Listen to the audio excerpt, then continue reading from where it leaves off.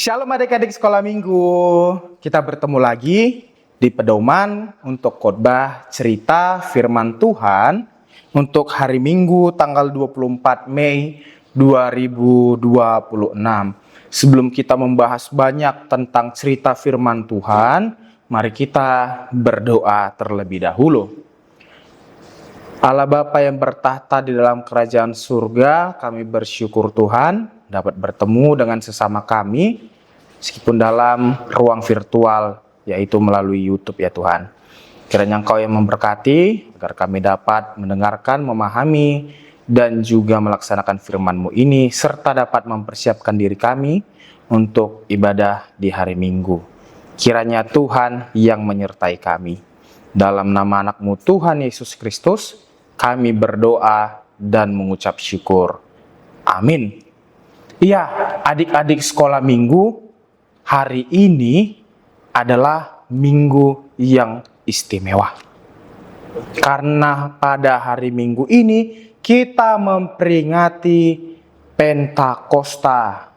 Hari Minggu Pentakosta, terkhususnya Pentakosta yang pertama.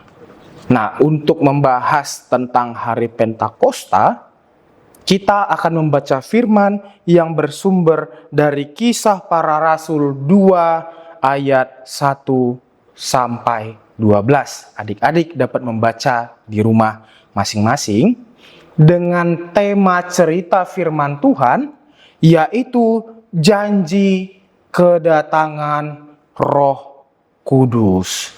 Ya, adik-adik, abang mau bercerita. Atau abang mungkin akan bertanya, pernah nggak sih merasa takut? Kalau abang pasti pernah merasakan takut.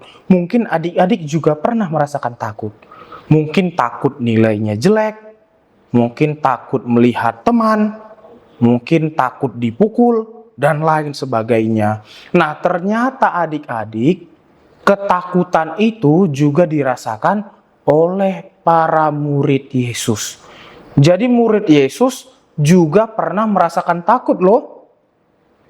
Pada saat apa? Salah satunya pada saat Tuhan Yesus naik ke surga yang baru dilaksanakan atau diperingati pada hari Kamis kemarin. Jadi ketika Yesus naik ke surga, mereka mengalami ketakutan. Kenapa? Karena mereka berpikir Tuhan Yesus itu tidak lagi bersama dengan mereka. Tapi Tuhan memberikan satu janji. Tahu ya apa janjinya?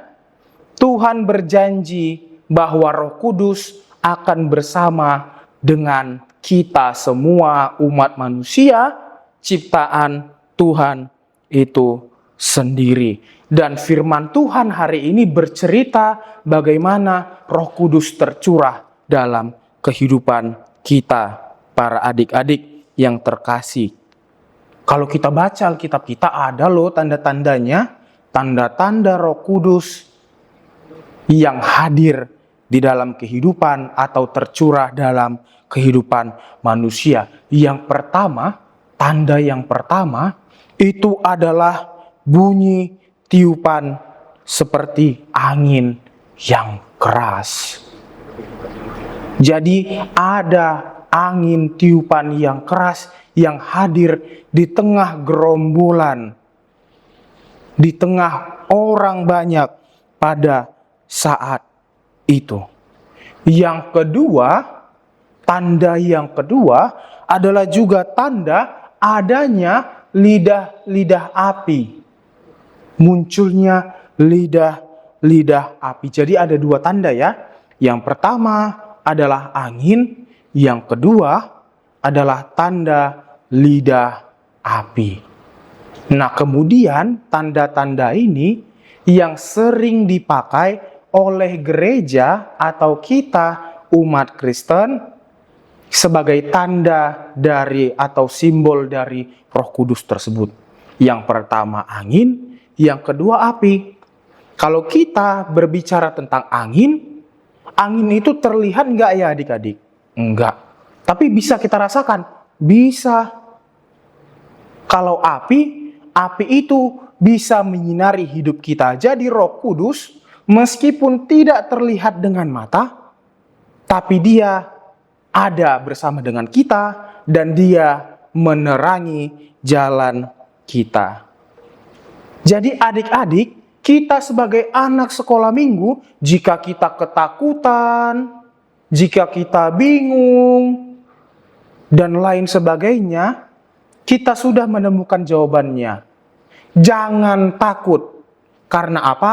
Karena Roh Tuhan ada bersama dengan kita, dan Roh Tuhan juga menerangi jalan kita. Roh Tuhan yang menuntun kita.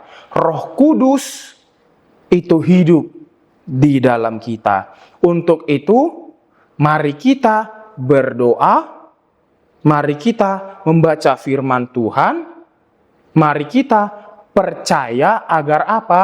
Agar kita dapat merasakan Roh Kudus dalam kehidupan kita. Amin. Kita berdoa.